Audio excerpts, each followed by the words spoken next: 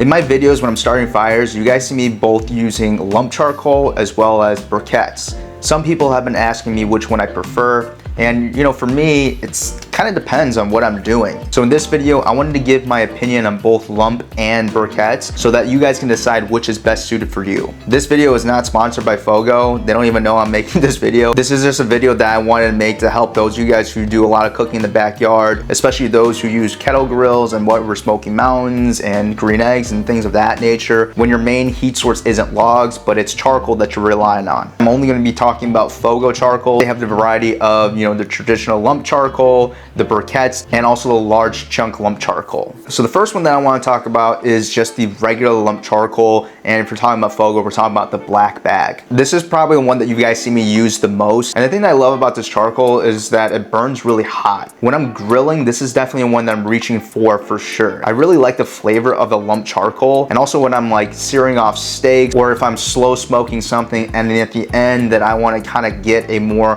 robust flavor, I'm going to add in a little bit more fresh charcoal on top of that fire just to get it hotter and also get that nice smoky flavor. And also throughout the bag, it has different sized charcoals. It's really easy to light the charcoal. I don't ever feel like it kind of gets stuck when I'm filling up a chimney. So whenever I do light the chimney, I don't ever feel like I have to check back on it 5 minutes to make sure that, it's actually still burning. But I'll say one of the cons to this lump charcoal is because it has the variety of sizes, sometimes the pieces that are really, really small will fall through when I'm filling up the chimney. And whenever my coals are hot and ready to go, and let's say I'm trying to warm up my 250-gallon primitive pit, I usually have to add more coals to it just because it's not enough. But that's more so because I'm using a 250 and it's a much larger firebox and much larger smoker. If you guys have a regular size backyard offset, it should be perfectly fine, and especially if you're fueling your kettle grills or your Weber Smoky Mountains, that should be perfectly fine as well. Sometimes when you get towards the bottom of the bag, you're left with a lot of smaller pieces, so when you try to fill in the chimney,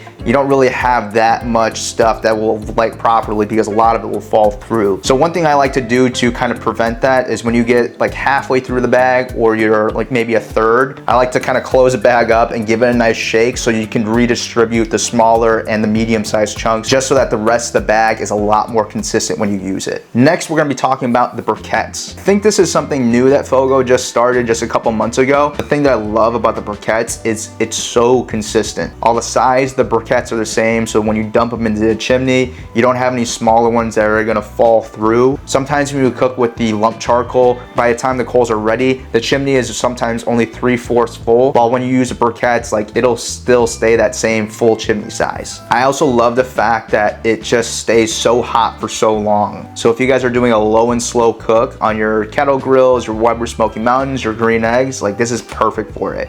I'm always surprised how hot it stays for that long just because I'm so used to using lump or used to having to refill my offset with more wood. But this is one thing where you just kind of leave it off to the side and 5-6 hours later, it's still burning pretty hot. So with me saying all that, are there any disadvantages to using the briquettes over the lump charcoal? I wouldn't say there's any disadvantages, but the one thing that I feel like it lacks is that smoke flavor. That smoky charred flavor that you get from a lump charcoal, even if you're doing low and slow cooking with just the lump charcoal, I find it to have significantly more flavor than using just the briquettes. And sometimes when I'm just grilling off, let's say a steak or a piece of chicken or something like that, and it's not gonna be a very long cook, I feel like I'm wasting my briquettes because by the time I'm done searing off that steak or cooking that piece of chicken, it's still so hot for so long that I'm like, oh man, I should throw something else on there, but I'm done cooking. So for me, when I'm using the briquettes, it's usually because, I plan on cooking something for a really long time, or I'm gonna be standing next to the grill for a really long time, cooking multiple pieces of meat where I don't have to feel like I have to refuel the fire just because it's gonna stay nice and hot for a long time. Lastly, let's talk about the extra large pieces of lump charcoal. So this is coming from that tan or beige colored bag that you guys see me pull out sometimes. So let's talk about what I love about this. I love the fact that it's giant pieces. I feel like I'm actually cooking with like logs, and that's a feeling something I feel like I'm always missing when I'm using just briquettes. These larger pieces are mainly used for long, low, and slow cooking, and so sometimes whether I'm using the briquettes or the smaller lump charcoal, I'll probably put a big chunk of that on top of the fire when I'm ready to sear something off or I want to get a little bit more smoky flavor. But I'll tell you guys why I don't use this one quite as much as the other two. One of the reasons is because I usually start all my fires using the chimney.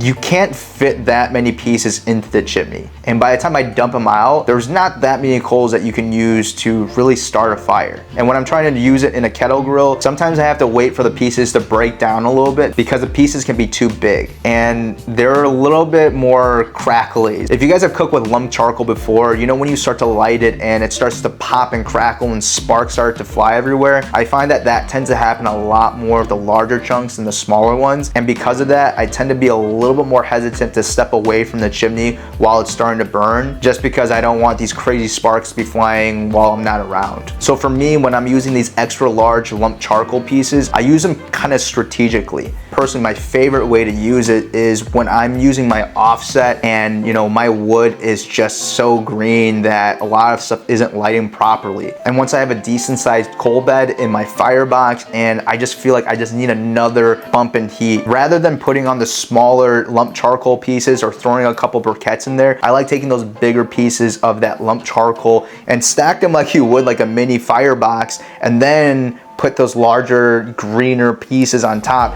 and it tends to burn a lot cleaner that way. I have all my wood just kind of sitting outside right now, and sometimes it gets rained on, or sometimes it's just not as seasoned as I want it to be. And in those situations, rather than being really frustrated by it, I'll just grab a couple of those pieces, throw it in there, and I'm good to go. So if I were just to break this all down again, I really feel like the medium-sized lump charcoal is kind of like an all-round great charcoal to use. You can use it for low and slow cooking in things like a Weber Smoky Mountain, a green egg, a kettle grill, and I feel like it really shines when you have a smaller cook, like you're reverse searing steaks or you're doing like chicken wings and things like that, and then being able to throw that and sear that off in the hot side of your grill is perfect for that. It's probably my favorite and most common uses for it for sure. If most of your cooks consist of low and slow cooking on a Weber Smoky Mountain or green egg, then I would say the briquettes are probably the best option for you, just because I know it can be a little bit annoying to refuel those fires with having the smaller doors to throw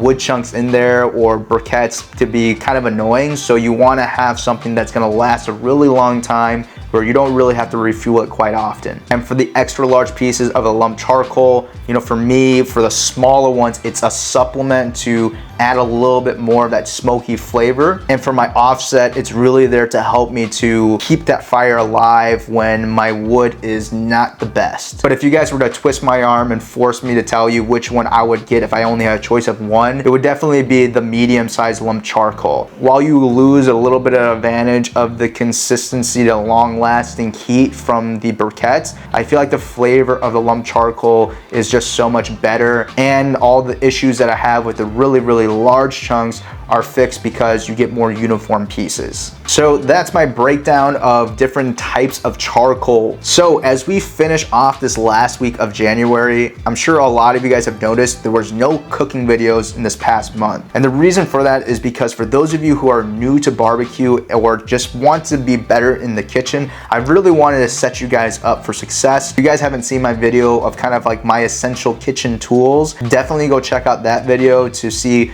maybe some things that you guys might want in your own kitchen. And after that, I made a video about different types of cookers and smokers and what type of smoker that fits within your budget and what type of cooking you want to do. Definitely go check that video out. And this is one where I just wanted to set you guys up for success after you've chosen whatever you decide to cook on, how you want to fuel those fires. Starting next month, we're going to be working on a different series. So hopefully you guys are excited for that. And if you guys like this video, please make sure to like, subscribe, share this video with friends, and I'll see you guys in the next one.